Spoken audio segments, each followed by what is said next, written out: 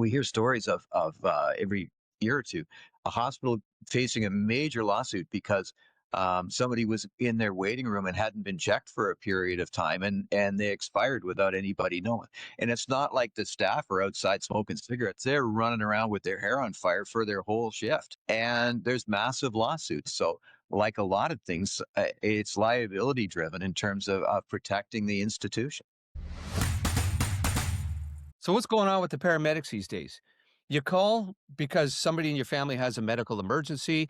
You could be waiting up to an hour for an ambulance to show up. So then maybe you drive by the hospital, you see 6 or 7 ambulances sitting out front. Why don't they just send one of those? There's a few things we're going to discuss, and we're going to do that today with Dave Connor from Red Friday Talks. Dave, how you doing today, Great to bud? see you, man. Well, how are you?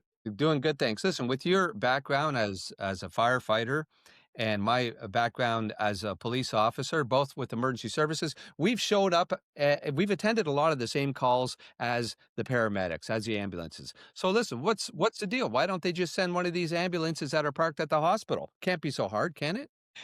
We have great friends in the paramedic service. My dearest friend was a medic for decades. Um, a complex question like, why don't we get one of those medics out of that ambulance? The issue really is that we have a certain amount of resources for a certain amount of work to be done. At least several ambulances are busy all day just transferring patients from one facility to another. And then you've got the ones that are trying to do emergency response work. Only recently in Ontario, they've been authorized to tell people that we're not taking you anymore. Up until a short time ago, they had to take people who wanted an ambulance. And guess what? You just referenced the point. People think that because the weight system is so heavy at hospitals, that if they come in the kitchen door in an ambulance, they're going to get treated faster. That is not how it works because the hospital intake has their own triage systems, meaning some people are more important than you, whether you think they are or not. And those people are going to get treated first. Even if you, over a 2 hour period, get sort of close to being at the top of the list, you're going to take somebody else who's got a sucking chest wound or something like that. So that's kind of where people are Right, right. misunderstand the purpose of it, I think. Um, as far as those ambulances, they're tied. They look like they're just parked and doing nothing, but they're not. And those medics who have arrived with a patient, they have to maintain care of that patient until the hospital intake process is done.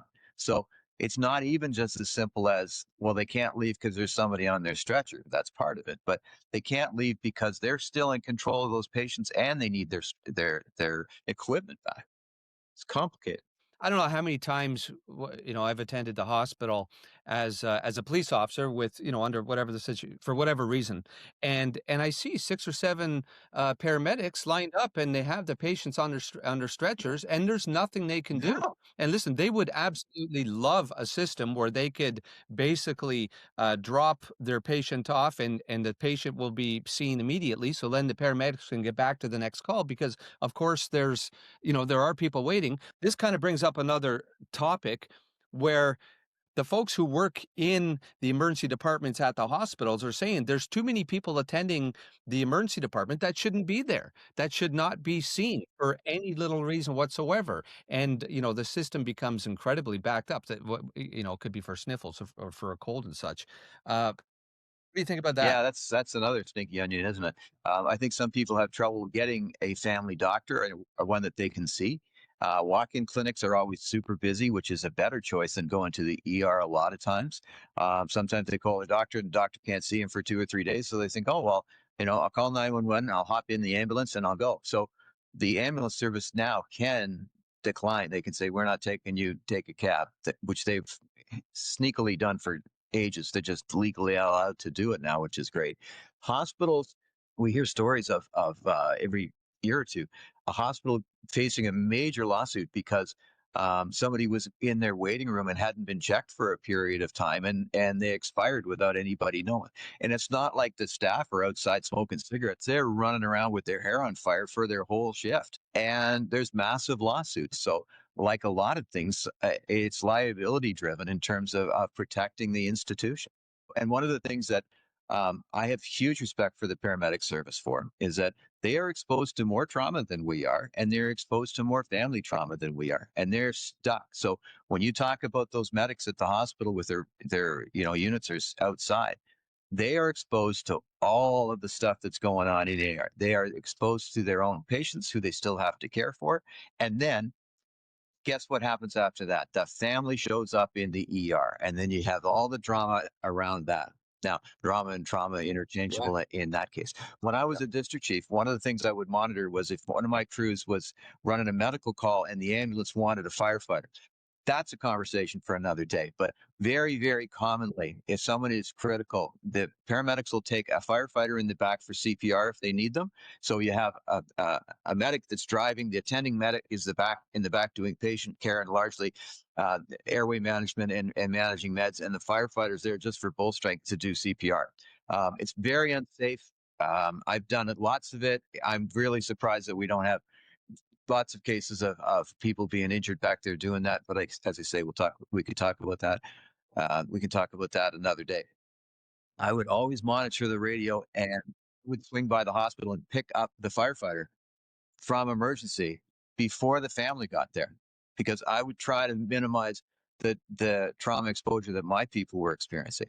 Lots of jobs have some kind of protocol. You go outside and you hop on a cab and you get a chip, or maybe in quieter places, the paramedics will take you back to the fire station. But that's a long time ago system. So you don't want a firefighter standing in ER for 40 minutes waiting for a ride and all that other stuff going, because before you know it, somebody's got him doing compressions on somebody and he's in a whole nother game. So that's one of the Right. few things that we can do as a fire department to try to manage that sort of trauma exposure stuff. So we're going to get a paramedic on Red Friday Talks. And listen, if you have any questions or anything you would like Dave or myself to ask the paramedic or to bring up, please leave us a comment. Dave, anything you want to add before we take off here, bud? The thing I wanted to close on is the folks in the paramedic service, they work really hard. They're always sleep deprived. They run too many calls. They don't get a break. Having their unit tied up at the hospital is not a break. And I just ask you to provide a little kindness and decency for those hardworking folks and get the hell out of the way when they're behind you on the road with their lights and sirens going. They got somebody on the back that they need to get to some care for, or else they're going to somebody's house who could be a relative of yours. So the unsung heroes of the public safety sector, the paramedics, we love them. We wish them the very best. You got it. If you'd like any more information, please visit redfridaytalks.help, redfridaytalks.help. And Dave, have a fantastic day, brother. Thanks. Great to see you.